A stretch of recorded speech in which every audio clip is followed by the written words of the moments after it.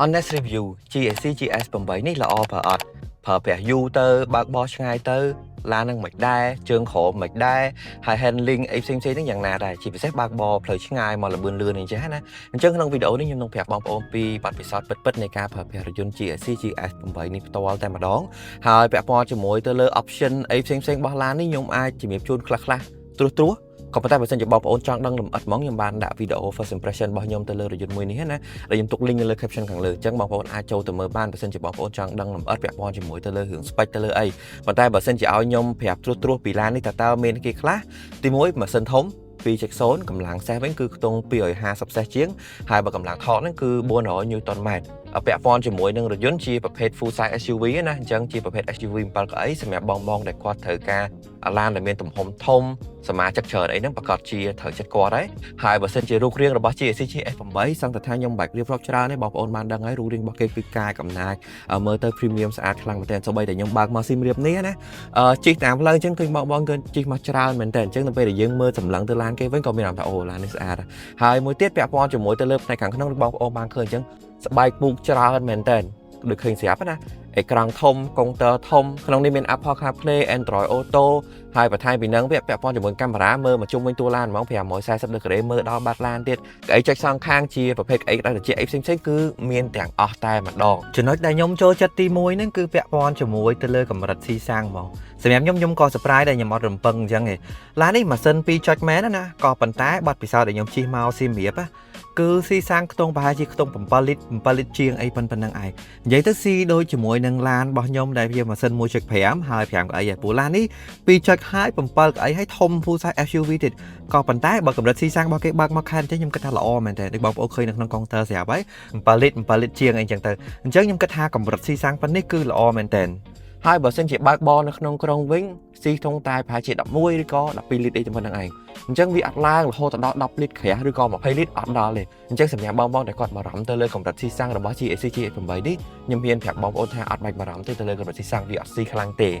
េហើយទៅលើបទពិសោធន៍នៃការបើកបរថាតើយើងបើកមកផ្លូវឆ្ងាយជាន់រៀងលឿនអញ្ចឹងយ៉ាងណាដែរអញ្ចឹងបើសិនជាខ្ញុំទទួលបានអារម្មណ៍ថ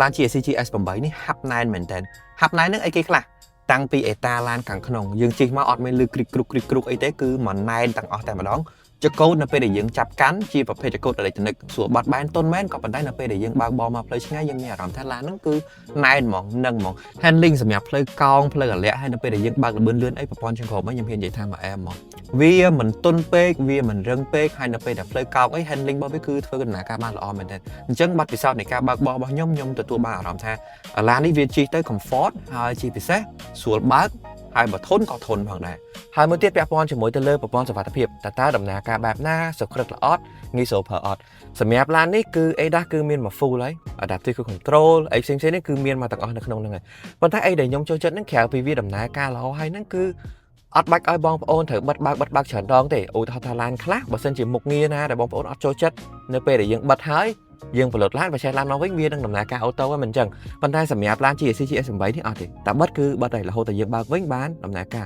រជាក់ស្ដែងដូច Lane Departure សម្រាប់ខ្ញុំហ្មងខ្ញុំអត់សូវចូលចិត្តប្រើ Lane Departure ទេអញ្ចឹងខ្ញុំបិទមុខងារហ្នឹងហើយនៅពេលដែលខ្ញុំផលិតឡានបើឆេះមកវិញក៏មុខងារហ្នឹងនៅតែបន្តបិទដែរអញ្ចឹងអានឹងវាភាពងាយស្រួលមែនតើបើសិនជាខ្ញុំត្រូវបិទបិទឡើងគឺខ្ញុំធុញមែនតើប៉ុន្តែសម្រាប់ឡាននេះអត់ទេបើនិយាយឲ្យជារួមហ្មងសម្រាប់ខ្ញុំគិតថាបទពិសោធន៍នៃការបើកបររថយន្ត GSC GS8 នេះសម្រាប់ខ្ញុំគឺល្អច្រើនខ្លាំងមែនតើមិនថាទាំងកម្លាំងមិនថាទាំងការបើកបរសូម្បីតែយើងអង្គុយទៅយើងមានអារម្មណ៍ថាឡាននេះគឺវាណែនហាប់ណែនមែនតើហើយមួយទៀតចង់បញ្ជាក់ជូនបងប្អូនឡាននេះមិនមែនឡានថ្មីទេគឺខ្ញុំយកមកជិះហ្នឹងគឺ10000គីឡូជាងហើយអញ្ចឹង honest review របស់ខ្ញុំគឺខ្ញុំអត់ចង់ប្រើប្រាស់ឡានដែលថ្មីតែមិនចេញទេព្រោះពេលខ្លះឡានថ្មីតែមិនចេញវាដឹងតែល្អហើយមិនអញ្ចឹងប៉ុន្តែឡាននេះគឺប្រើប្រាស់បាន10000គីឡូជាងហើយអញ្ចឹងភាពហាប់ណែនភាព smooth របស់វាគឺនៅតែមានដដែលអូមួយទៀតដែលខ្ញុំចូលចិត្តដែរហ្នឹងគឺបើកបរនៅក្នុងក្រុងបើកបរក្នុងក្រុងខ្ញុំហ៊ាននិយាយថាឡាននេះគឺ smooth មែនតើបើទោះបីជាប្រើម៉ាស៊ីន 2.0 មាន turbo មែនក៏ប៉ុន្តែអត់កន្ធាក់ឯងបងប្អូននៅពេលដែលយើងជាន់ទៅយើងមានអារម្មណ៍ថាវាចូលលេខមួយ smooth ល្អអញ្ចឹងនៅពេលដែលយើងអង្គុយក៏ដូចជាប្រើប្រាស់គឺយើងទទួលបានភាព comfort មែនតើបាទអញ្ចឹងខ្ញុំត្រួសប៉ុណ្ណឹងពីអីដែលខ្ញុំចូលចិត្ត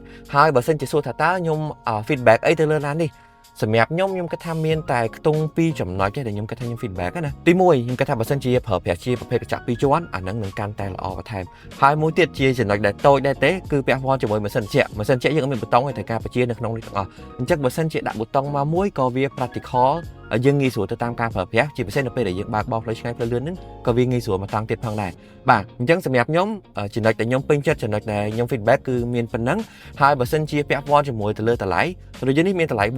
$42,900ជាមួយនឹងការធានា5ឆ្នាំឬក៏$150,000គីឡូអញ្ចឹងខ្ញុំគិតថាបងប្អូនចាយលុយ$40,000ជាងទទួលបានឡានប៉ុណ្ណេះទៅនៅម្ចេះទំហំធំម្ចេះម៉ាស៊ីនប៉ុណ្ណេះខ្ញុំគិតថា